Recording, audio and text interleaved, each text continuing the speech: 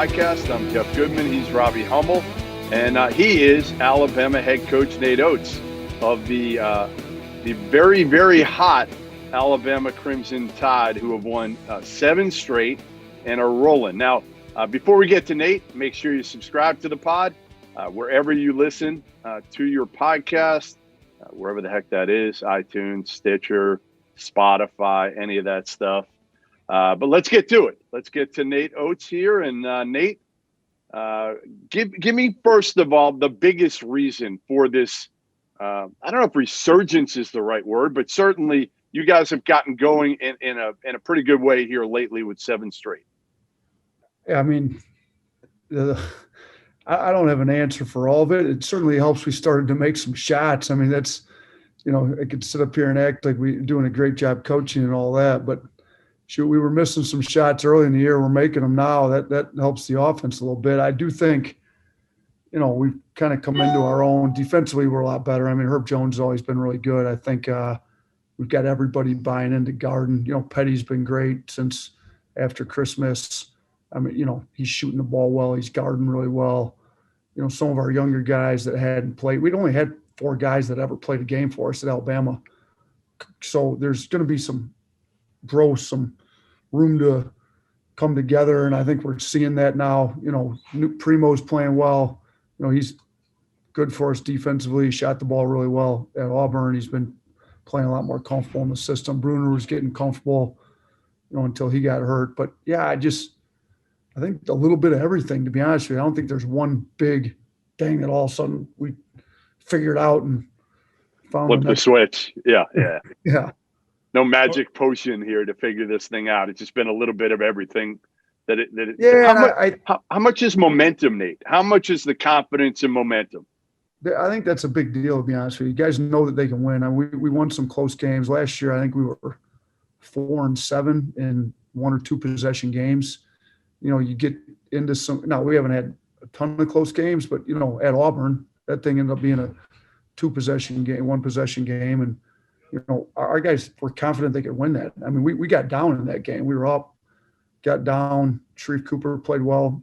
Petty, really, if you watched the last 4 minutes of that game, we couldn't stop Cooper all game, and Petty switched over to Sharif, and they didn't score the last 5 straight trips. Like the last 3.5 minutes of the game, Sharif didn't score. I thought Petty did a great job, and I think that's where you see a lot of growth. Like nobody would have thought that would be John Petty. Step up, take the other 100%. Team's best player, point guard. I've got him. I'm going to lock him up. We're going to win this game. Well, that's kind of what happened in that game. So, I mean, that was a big step for us, and I think Petty's shown a lot of growth that way.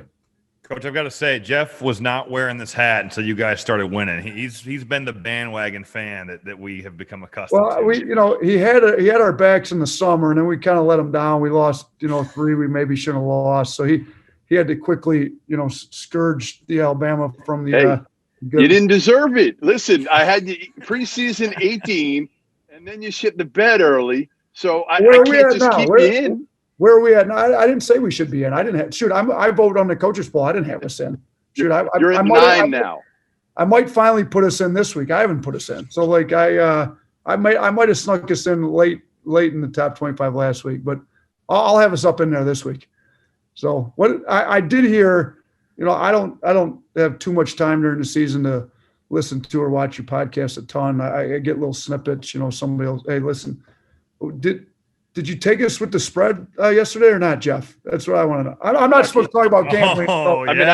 That's the hard questions here. No, the best part is Robbie, did he or not? I wasn't on that, so I can't answer. But Jeff, did you do it or not? That was Doster? Yeah.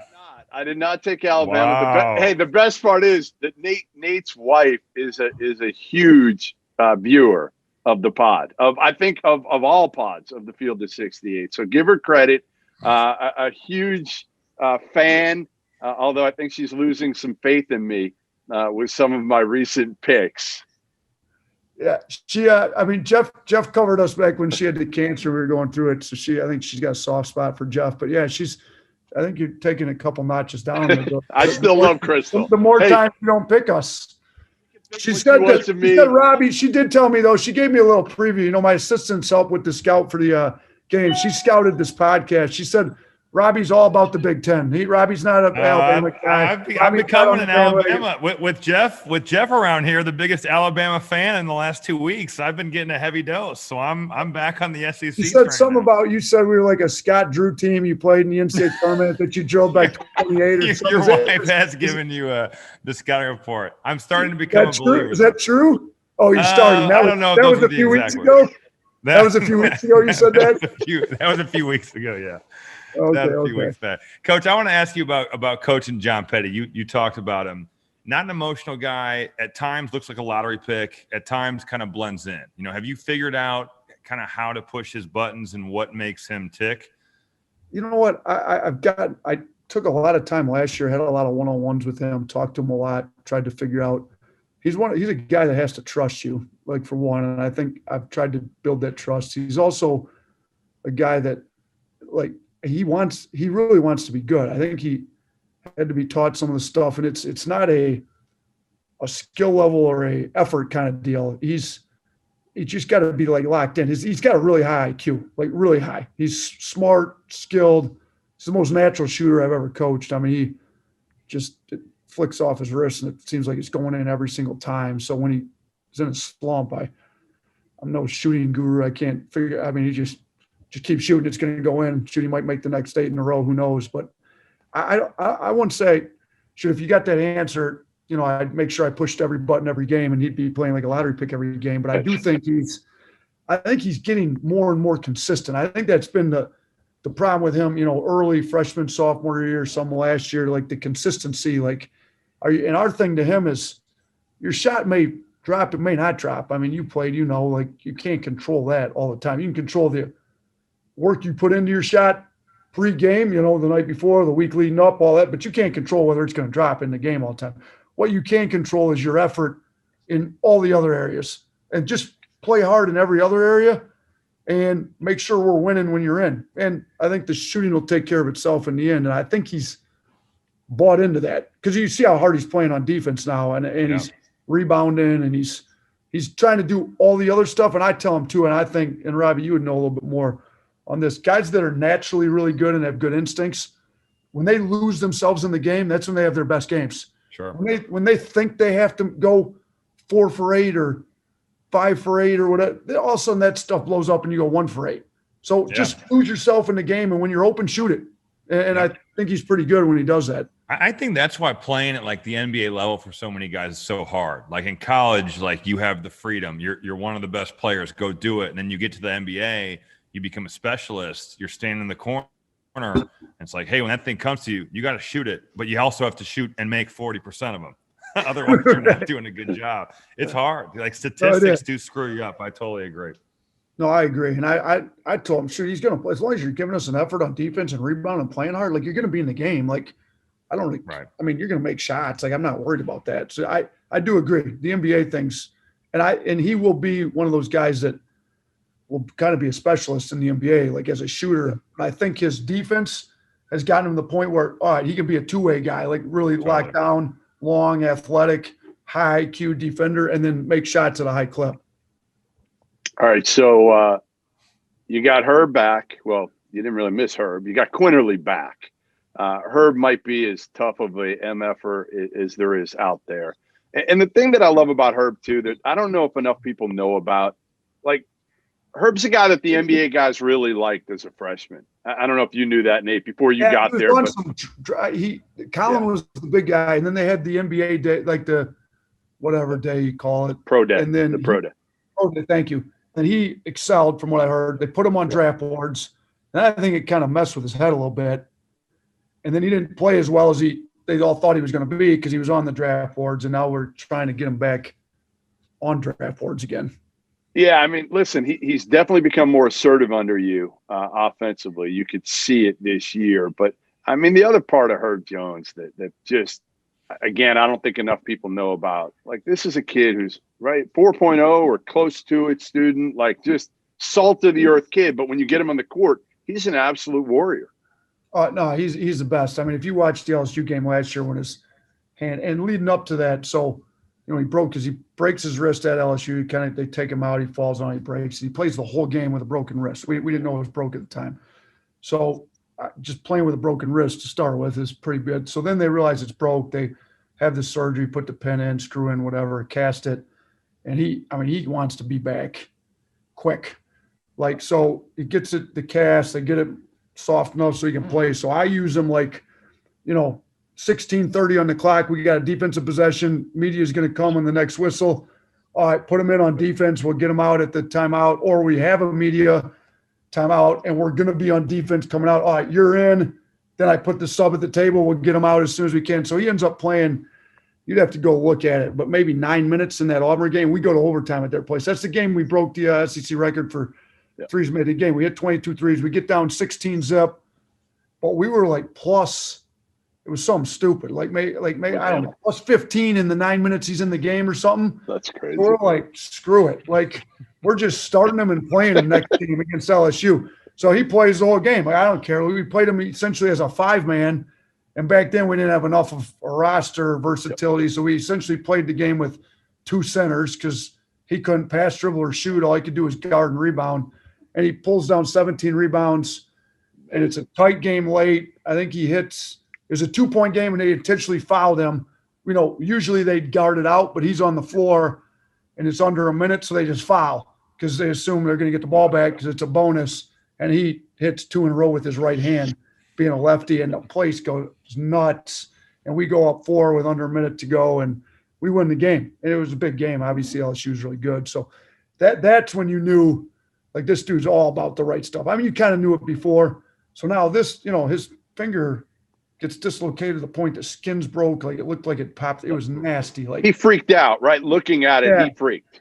Yeah. So they had to take him to the hospital. They couldn't, our trainer couldn't get it. It's kind of like Devontae Smith when they got all that time in the tent. And then you see it, they took him to the hospital in Lexington.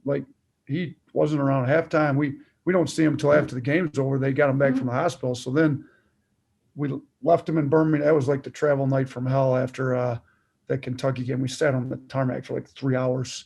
I got home at 5 a.m., but we ended up flying, instead of flying to Tuscaloosa, they flew us to Birmingham, drove us down because there was too much fog in Tuscaloosa or something. So we left him and Bruner in Birmingham to go to Andrews Clinic the next morning. And they looked at it, nothing's broke. So he took the next day off. Then he wanted to jump in practice. I said to the trainer, he's well, shoot it, he's moving it. So we'll see how it feels the next day. And game day, he's like, Coach, I feel fine. Let's go. So screw it. We're starting him. We started him. He played. He's tough, man. You're right. He's salt to the earth. His dad's a man's man. His mom's great. They're the parents you never hear from except to say, great job. Keep it going. Push it. They're not asking. Which you would think Nate, you would hear. That's normally the type of parent where you hear from. I want my kid to be shooting the ball more. Yeah, they're the exact opposite. Which tells you exactly. They're literally the kid knows how to work. He's been raised right. Parents are unbelievable, and he just comes in and does whatever you ask him to do, and more. And the other game, I think the Auburn game, you have to look it up. We were plus. That was a 4-point game. Yeah. So we were plus 19 when he was in the game for 34 minutes. So 6 minutes when he was out of the game. You got crushed. We were minus 15 in the 6 minutes he wasn't in the game. So we kind of needed him to stay in the game. He needs to stay out of foul trouble. That's one of his issues is he's in the middle of so much stuff that his hands are in it and he ends up picking up some cheap fouls sometimes. Coach, are you a big believer in plus minus? My dad, when I was in the NBA, we never talked about this until I got to the league and I started playing tiny amounts of minutes, and I'm in the NBA and maybe I went 0 for 4. I'm really down on myself. And my dad, who's the best, would be like, Rob, you were 0 for 4, but you were plus 9. I was trying to build me back up. I like it. But it sometimes it's super skewed. Yeah, no doubt. You may be in a game and your teammate turns it over 3 times and screws all of his assignments up, and you were perfect totally. And all of a sudden you're minus 8. It's a small piece, but it is a piece you can build somebody up. So it's good your dad was building. He was building me up. We're trying to at least. At the end of every game, we give out a hard hat to whoever's got the most blue collar points. Yep. Which are tough plays. You'd been great at that stuff. You'd have been winning it like Herb's winning it for us, but. So we always say who won that and then who won the plus minus. So sometimes kid, like the other game, Keanu Ellis didn't score, but he won the blue collar hat. So, look, Hodgson's in here trying to, hold on. Here, Brian's in here writing on the board. Can you read the whiteboard? Right? Goodman is soft, I believe it says. Oh, there you go. Nice. Very nice. He Makes an appearance on the podcast. Yeah, the podcast. The world needs to know. We got this little meeting room down by the practice gym that I ran right in after practice. We're not in my office, so who knows who comes in here whenever. Alabama is skyrocketing up my top 25 right now with Right, Hummel loves this. Should I keep this in the, should I adjust the screen so it stays in the Yes, please. Doster does Hey, give me the Jordan Bruner update real quick before we move on to more who knows what. Bruner out 3-4 weeks. How are you change things without him? So yeah, they said 4 to 6 because it's not the first time he's had these injuries, so he might take a little longer. We'll see. Our training staff's great. I went over and met with Saban the other morning. He was asking about our team. He'd watched a couple games on TV and asked about Bruner. I still can't believe Saban knows who you are. Like I still see him walking by you and having you're the equipment manager or something. Well, listen, he's great with like the recruiting stuff. Like when we walk in, like when we need him to meet with a recruit back when you could actually recruit before COVID, he would meet with them all. And I was usually on a Friday because they played and it was a tight window. Like we had to be, 15 minutes. Like 4:17 till like 4:23 you had? Listen, it was something like that. And but we were over there at, if it was 4:17, we were there at 4:10, making sure so, but he's great with the recruits. And, and I've had to fly to SEC meetings with him. And so he's been really good. You know what it helped me with though, was I spent all the time in Detroit at Romulus and I went up to Michigan State all the time. And him and Izzo are boys from when he was, so Izzo and him. So when he called to get the lowdown on this new guy they're bringing in, I think Izzo helped me out a little bit. So that helped a little bit. But no, I went to see him. He's asking about Bruner, and I said something about 4 to 6 because that's what they had. He said 4 to 6. Like our guys are back in 2 to 3. So I made sure my trainer knows. Hey, Saban said it's supposed to be 2 to 3. I don't know. What are you talking about? 4 to 6. So that's Coach, I want to ask you, when I was at Purdue, we played at Alabama in 2009, and we were in the top 5 or 6 in the country, really good crowd. And on this night, it was a December game, Mark Ingram wins the Heisman Trophy. And it was probably the loudest cheer of the night. Like it dominated, it was overwhelmingly loud when he won, and they had it on the Jumbotron or whatever. What has it been like coaching at, I guess, a school that is so obsessed with football? I don't mind it because we just kind of get to do our own thing. I mean, it's not at a place like, I grew up in Wisconsin, like Marquette. Oh, they don't have football. Like all they care about is basketball. So if you're a Marquette fan, all you care about is basketball for 12 months. Like when we're in the fall and we're leading up, I don't have to do a million media.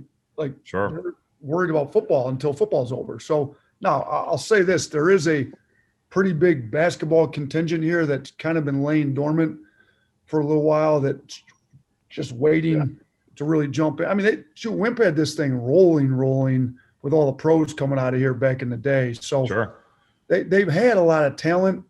They just haven't been able to quite get over the hump. Wimp went to a bunch of Sweet 16s. Godfrey got him to an Elite 8 when Petway was, but they were actually probably more talented and better through the course of the year, maybe the year before. So they've been knocking on the door of nobody in the state of Alabama had been in the Final Four before Auburn hit it. That was as I was being hired. I texted my Burn, is this a good thing for, he's like, well, the Alabama people aren't gonna like this. Raise the bar. So but I don't mind it. You know what? When I was at Buffalo, and we loved it at Buffalo. The people at Buffalo were great. We had it rolling. It was good. We didn't really want to leave. So Sunday we lost to Texas Tech. Flew back on a Monday. I had a call from Burn on Monday when I get landed. They're interviewing me Tuesday. They're flying in to interview me the next day in Buffalo. So I called 2 people Monday night. I called Brad Stevens. I knew his assistant well. They got him to agree to take a call. They were playing the next night, I think. And then I talked to Mark Few at Gonzaga. So both guys that had turned down big high majors to stay at a mid-major. I don't know if you can call Gonzaga mid-major anymore, but back then, Sure. They still played mid-major conference. So I really was hoping they would both talk me into staying at Buffalo. Like, hey, it didn't really work that way though. Gonzaga had been doing a whole lot more stuff for Gonzaga in going into his 5th year, which would have been going into my 5th year at Buffalo. And then Brad made a really good point to me. Like, he was being paid a pretty decent amount of money at Butler, but it was so much more than anybody else there. And he's such a good guy that he kind of almost felt uncomfortable. And he said, if I ever do get back into college, I would probably want to go to a football school, like a school where they've got big time football and you could kind of just do your thing, stay in your lane and coach basketball. Like, I mean, now if you got a big ego and you want to be the man on campus, like don't go here. Like, but if you're kind of like Brad Stevens and you can just want to do your job and stay in the background and coach basketball, I think it's a great place to be honest with you. Hey, Goodman's still pissed at you that there was not a third phone. He told me that he didn't have any good sources on you going down to Alabama, so he was mad. Greg, he wasn't. What do they call bullshit? Hey, Goodman, what do they call Burn? What do they call him? Stealth or something? What is it? Like something like the Darth Vader, I don't know. So basically he operates. Believe it. Yeah. So he told me the last thing, he's like, he kind of set up, hey, can we fly in? I was like, okay. He said, hey, Nate, last thing, by the way, if you really want this job, nobody's going to find out about this interview. Because if anybody finds out, it's off the table. Yes, sir. So, look, man, I kind of wanted this job. So I couldn't tell nobody. I literally didn't tell my assistants that I had taken the job in Buffalo until like an hour before Alabama was going to release it. I was like, hey, I called Brian and I'm like, Brian, you think we can recruit at Buffalo or Alabama? He's like, yeah, he's like, why? What are you interviewing there? Well, I said, I think I'm about to take it. Like, I had already interviewed. I didn't tell anybody. Now my ops guy Bowman had to help me get the presentation together, but he's good. And my video guy had to pull all the Alabama video up for me, but I made him pull up some others along with it. So I was like, hey, just in case, I made him pull up some other teams with it. So I didn't even really tell him what was going on. So did people have Greg more didn't trouble? Say that, I would have let you know, Jeff. You would have been the first guy I would have told you, Jeff. Okay. Yeah, sure you would have. Whatever. Do people have a harder time understanding you, or do you have a harder time understanding people when you first got to Alabama? I got to understand them. I've been all over my place. They probably got a hard time. I talk too fast. I don't have the Southern draw. You got that Wisconsin. You got that heavy. You still haven't gotten rid of that, even in Buffalo. Well, even when I go to Wisconsin, they like, where are you from? So I don't know what I have, to be honest with you. They don't claim me there either. Hey, we were talking today how it came up. We had lunch with my parents, and it came up. Buffalo came up of us just going down there. You remember my daughter and I went to Niagara Falls, just the two of us. You spoke to my team that summer. Right.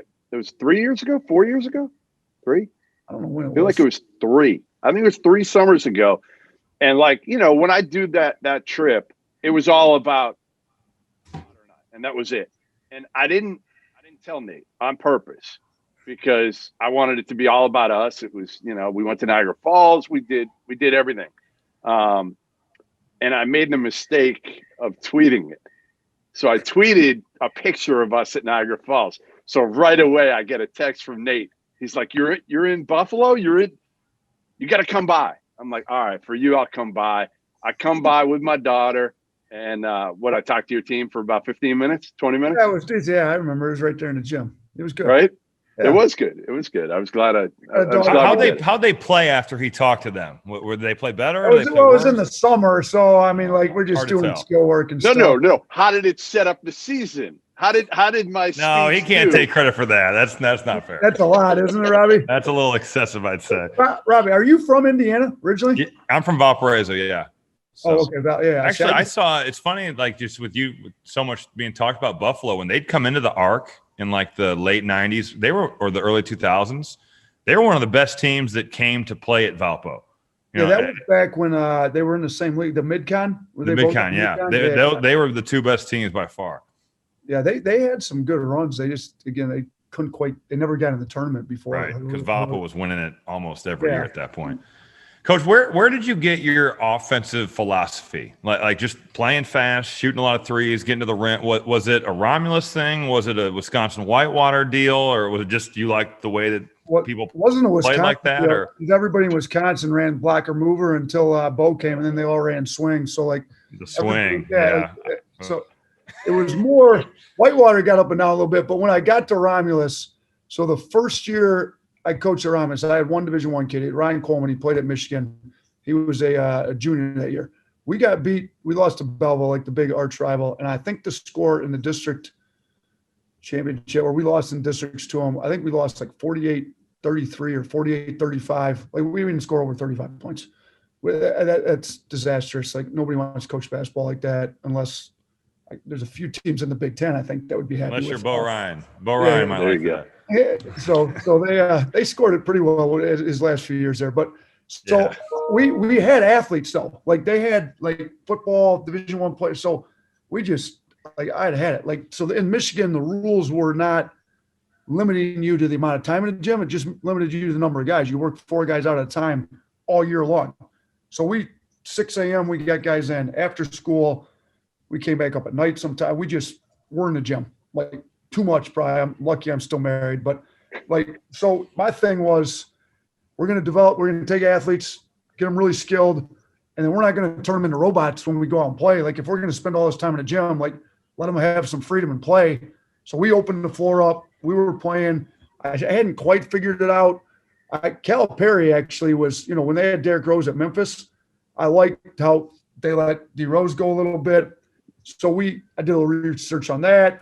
Got a hold of, the guy that kind of introduced him to the whole dribble drive thing, Vance Wahlberg.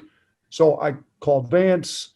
Vance sent me out like 6 games from Fresno City College. They're putting up like 180. It was ridiculous. Everybody was trying to follow them. Like everybody was calling Vance. Yeah, like 15 years ago, whatever. So I had gotten a hold of Vance when he was at Fresno City before he went to Pepperdine. So me and Josh Baker, my assistant at Romulus, we used to go to an NBA training camp and a college practice for like an extended period of time every fall, or at least one or the other. We try to hit both, but we at least, if we couldn't make it to an NBA win. So that year we flew out, stayed with Dana Pump. I don't know if you should have Pump on a podcast once and tell all old stories from when they had it. We will. That's a good idea. It's a good summer. That's a good summer pod. Yeah. So we went and stayed with Dana for a whole week. The first week, that was back when practice started October 15th.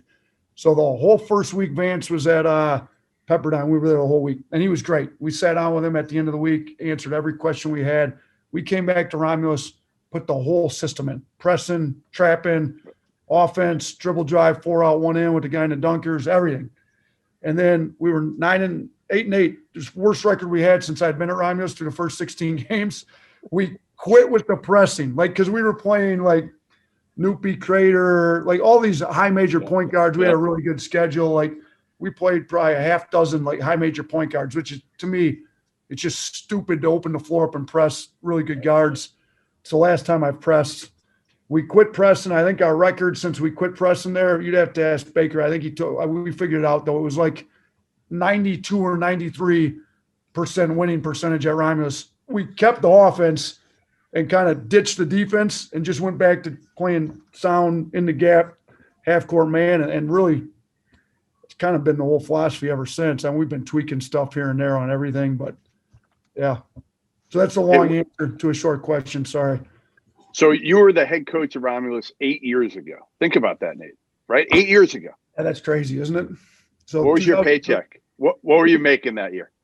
I think so. That was the deal where you get paid to teach. And then I took on the cross country coaching job for an extra $2,500. I taught summer school for an extra $2,000. I think when you pool it all together, I was somewhere in the mid 70s. That's pretty good. 75,000. So I thought I was going to have to take a pay cut to get into college if I ever got. Because I was like, I had interviewed at a couple different I had a coach in the MAC promised me a job. He had took one of my kids, like, next job open is yours. And then he reneged on it. Like, and then I got to coach against him and beat him a few times. And then I had another guy I interviewed with, another guy interviewed. So all these guys I'd interviewed for, and they didn't give me the job, or I decided I didn't want it. Like, then I was coaching against them. So that was a little interesting. But I thought I'd have to get in as like a third assistant in the MAC making $25,000. Yeah, whatever. And I was prepared to do that if it was the right situation. But I wasn't doing it for a guy that I didn't think was going to win at a high level. So even when I interviewed with Hurley, I never thought I was going to come on as this lead assistant. I was like, just get me in the door. But I was convinced Hurley was going to be good. So that one, like, I was all in. Like, I wanted to go with him. Some of the other ones I was, but then when you said, hey, I want to bring you on as my top assistant, I was like, oh, okay. All right. I'm in. Yeah, we're in. Let's do it. I actually got a pay raise to go. I think I started at like 90 or something like that. So, like, I was like, shoot, this is great. Coach, you had a store in your classroom. Is that correct? Nate's Party Store? Is that right? There was no name to the store. It was. I just read that. I don't know. I just wanted to. Is there a Party chance it comes Store? back at Alabama? I don't need it anymore. We got paid fundraisers. So listen, when I got to Romulus, and they handed me all the stuff I needed, they had like the fundraising account. I remember there was $72 or 78. It was 70 something in the fundraising. I'm like, what are you going to buy? 2 basketballs? So we had to start. I mean, it was, the guy before me was a really good guy, and he was a pretty good basketball coach, really, but he worked at Ford, so he wasn't in the building, and he couldn't run the program. And that was when Michigan had girls in the fall, boys in the winter. He coached a separate girls team in the fall. So they wanted somebody in the building. So I was a math teacher. The whole interview thing, that's another story. So I get in there. We got to raise money. So I started selling, like, I can't even remember what it started with, but it was like the best seller in that thing was like Flaming Hot Cheetos and Capri Suns. I had like a small, like dorm size fridges. I had 2 or 3 of them in my room set up.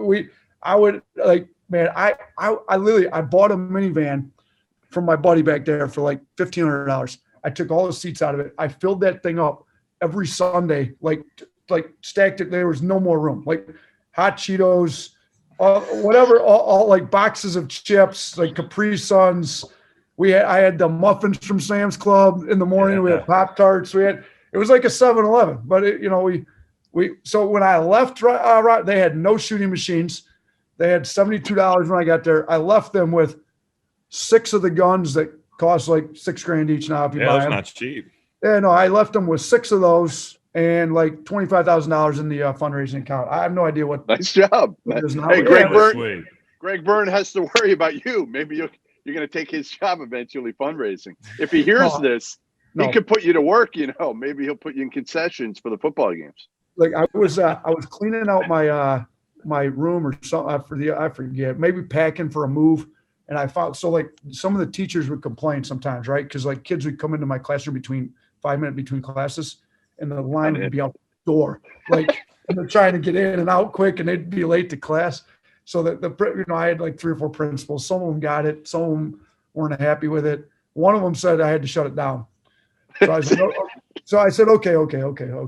So you know how everybody sells for like band and everybody else, they carry around the candy bar boxes. Your daughters probably had to sell it, right? Yeah, so of course. I said, all right, cool. I'm just we bought like knapsacks, the string bags, So I had like cheerleaders, players, like all kinds of. They would come in and they just packed the knapsack full of like I'd had it marked down like $10 worth, $15 worth. They'd sell it and then they'd bring it back to me. So it was worse. Because now it was over the whole school in every classroom.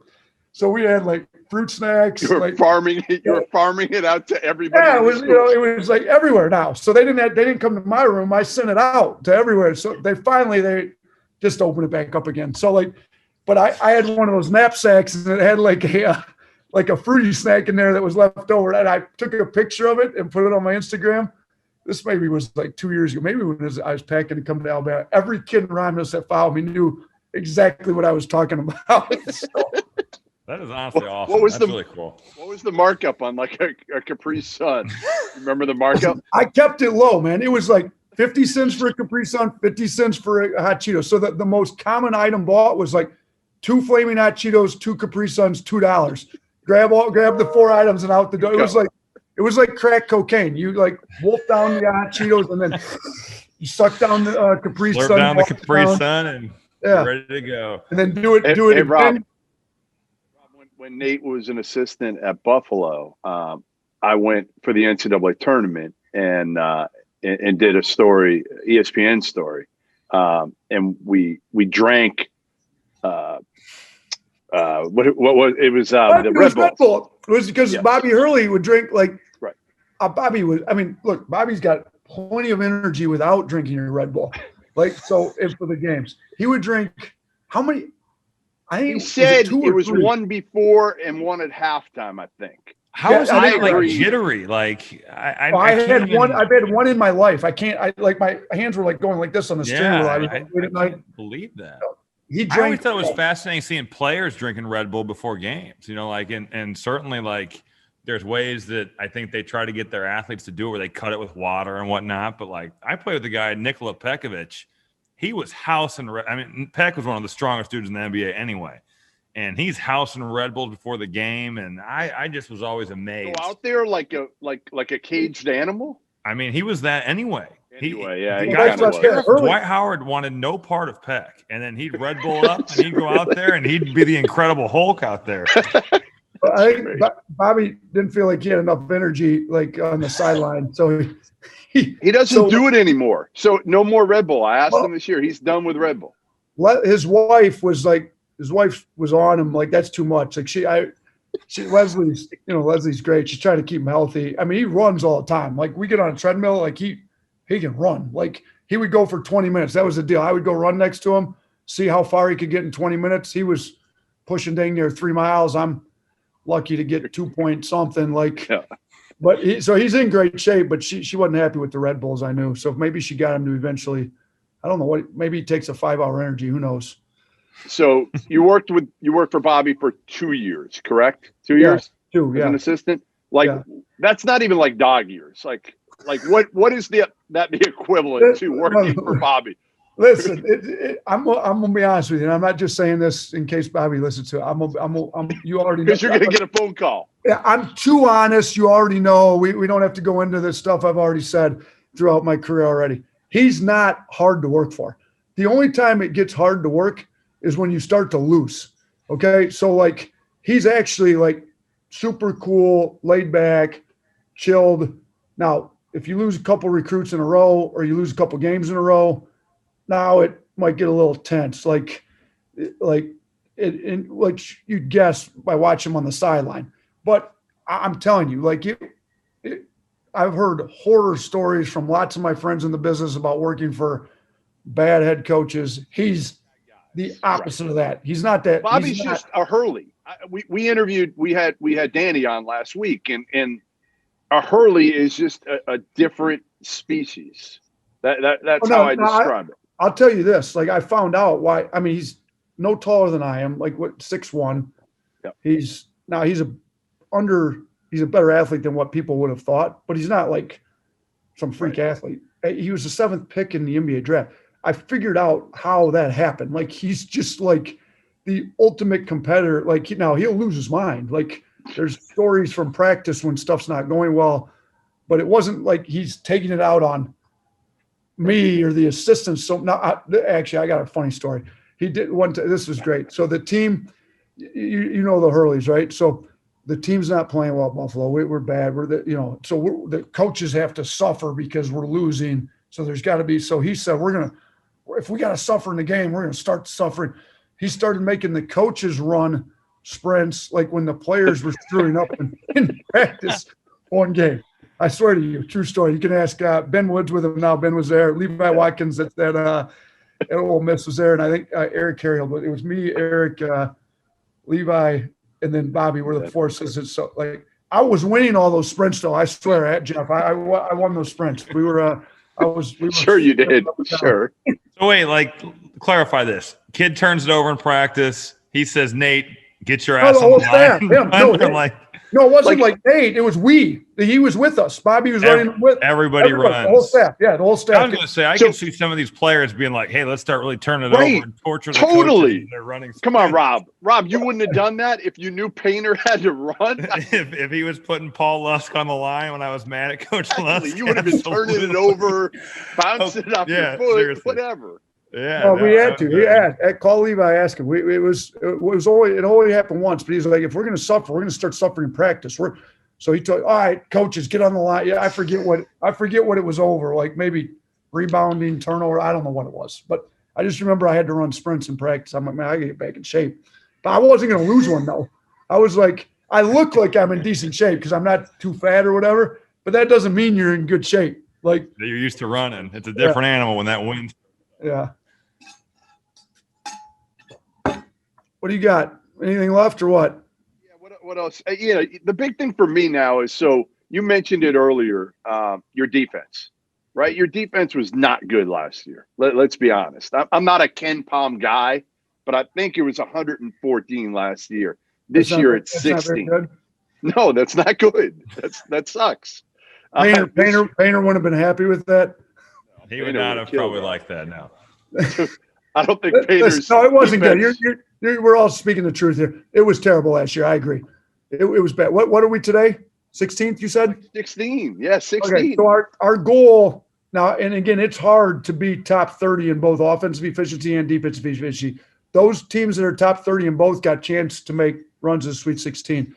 At Buffalo, my last year, and you check this, I don't want to lie, but I think we were 21st on offense and 31st on defense, and we were top 30 all the way up until the Texas Tech game, and I think we didn't play well that game, and they kind of got us pretty good, and I think we dropped from the 20s into like 31st to finish. So we wanted it that way. It was bad last year. So the difference, you want to know what the difference is between last year and this year. So that's what everybody wants to know. Well, one is we've been here for a year, so it's a different system, different. And I kind of do the assistants different than most people. I have an offensive coordinator, defensive coordinator, and then Brian's like in charge of personnel. So Brian's just in charge of the board behind you. That's all he's in charge of. Yeah, well, he erased it for you at least. Thank you. He's in charge of the matchup board. So he's in charge of matchups. Charlie's in charge of the defense, and then Petway's in charge of the offense. So I really worked with Petway heavy on the offense when I got here because it's completely different than anything he had coached before in his life. And then, and I think it'll help him, and it has helped him be a better coach. And then Charlie, I pulled from the NBA. He was a G League head coach. I trusted him. He was my assistant at Romulus back before he went into the NBA. He's in charge of the defense. Well, we switched some stuff up. He had some good ideas. I liked him, but I had to get him down, to be honest with you, myself. Some of the stuff we were doing, I hadn't coached.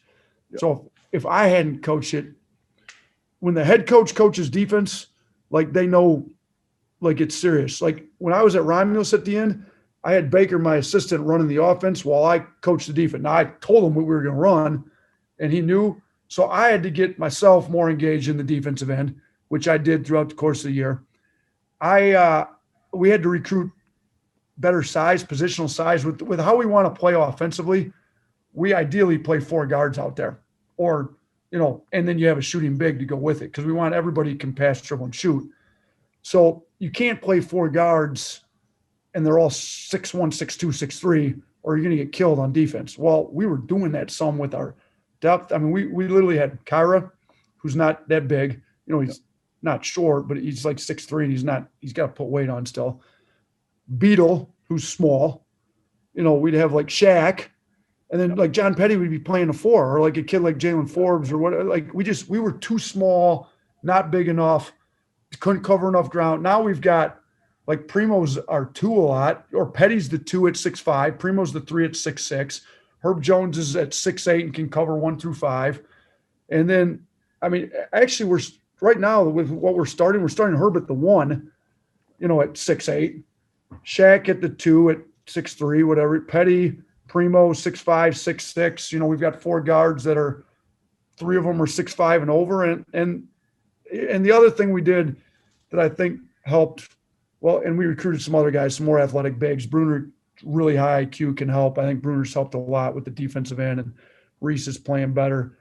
But when everything went into COVID and everybody took 2-3 months off or whatever, the NCAA said, all right, you can have Zooms. We immediately we started doing multiple breakdowns every week on our defense. I mean, we had transition defense breakdown. And this was before we got the new guys in. Then once we got the new guys in, we kind of went back and revisited some of the stuff.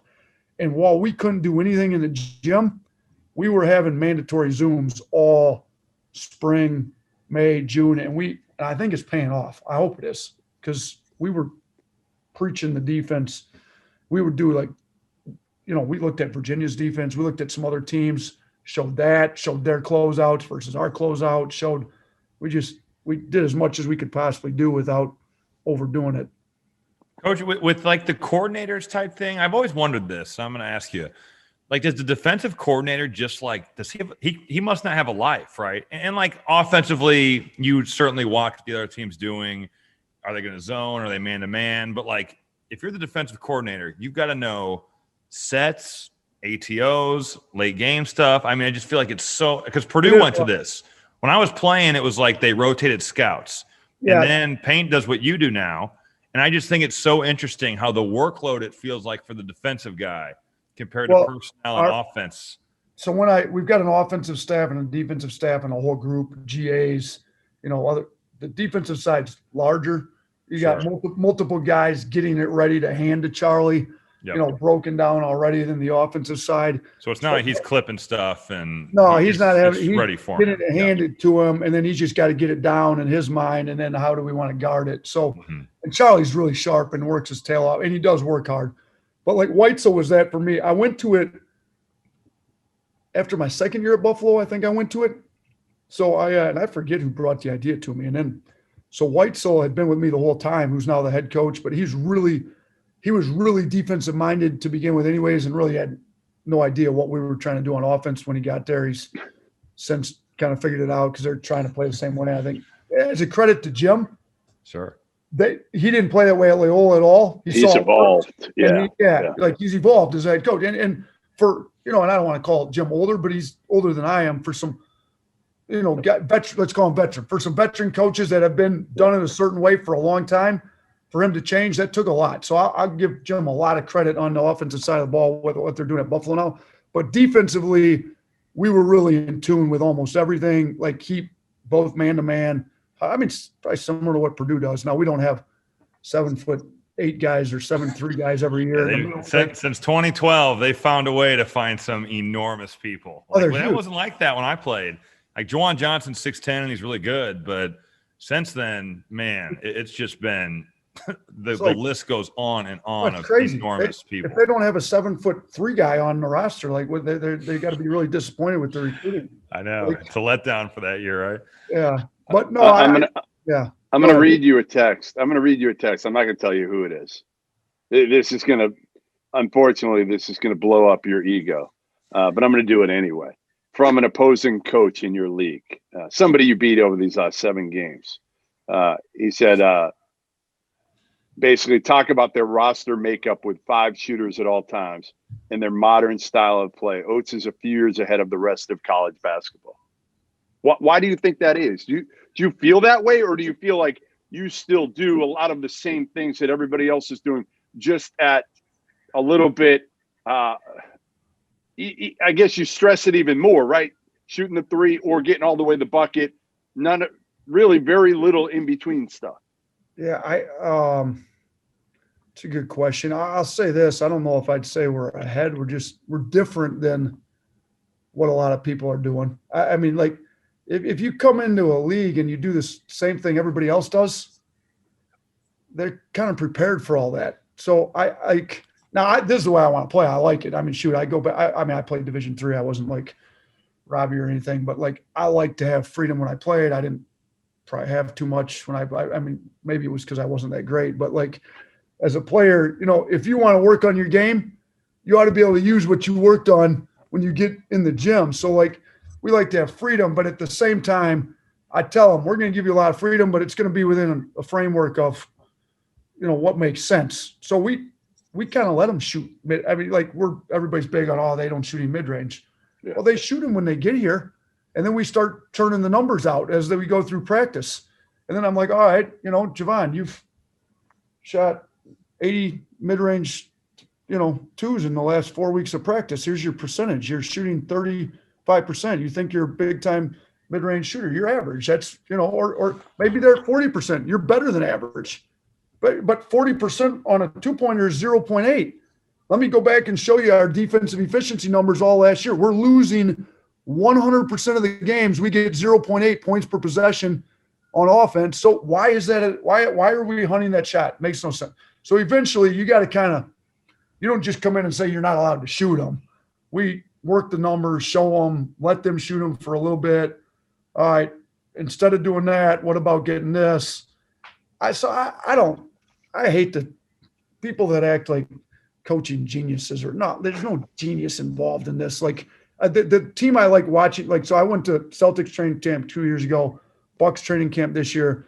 Like Budenholzer's great. Like they were good to me when I went up there. Me and Chai went up there. But watch them play. They're not overly complicated. And the reason I like to watch them is Herb Jones. Now Herb's not Giannis, but on the college level, I mean, he's our starting four-man. He's a normal-sized four-man at 6'8". Like Giannis is a normal-sized four-man and he handles the ball all the time for us. Well, we've got shooting bigs, like they got Lopez, and then we've got Rel. So I like to watch them. And they're playing different this year than they did last year. They were pretty good last year, but if you watch them, they're not 5 out nearly as much as they were last year. And we've gone to some of what they're doing. So even with what we're doing, and a lot of people thought we were contemporary, whatever, last year with the 5 out, we've adjusted, we've changed even from last year. So I'm going to change every year, tweak something, do this. Defense is changing, catch up. Offense has got to stay ahead of defense if you want. So I thank you to whoever said it, but I mean, I don't 3 to 4 years. I mean, it is the new age. So it is a little bit. The way the game's going. I mean, the Celtics are like you said, hey, Brad Stevens is doing some of the same things for the most part. Now, again, Jaylen Brown's starting to utilize the mid-range a little bit more, I think, this year. But for the most part, listen, Brad Stevens, Taco shot a 3 the other night. Like, anybody in his team can shoot the 3. He doesn't restrict anybody. Are you the same way? Does anybody not have the green light to shoot a 3 on your team? Look, we're playing 9 guys in the rotation right now, probably 10 before Bruner went out. Probably maybe the worst one percentage-wise would have been Juwan Gary. He had a 3 right in front of our bench yesterday. So, no, everybody shoots. Reese, I mean, our centers are Reese and Bruner. They both shoot 3s. When we play small ball, Rojas, Juwan Gary, Herb Jones go to the 5, they shoot 3s. I mean, Herb's turned himself into who's the guy that Nate that you played with that Nate never would have let shoot a 3? Is there anybody on Purdue that you played with that there's no way? Yeah. Who's the big dude that Sandro? Sandy Marchuch would not have been allowed to shoot. Right, Sandy, that was it.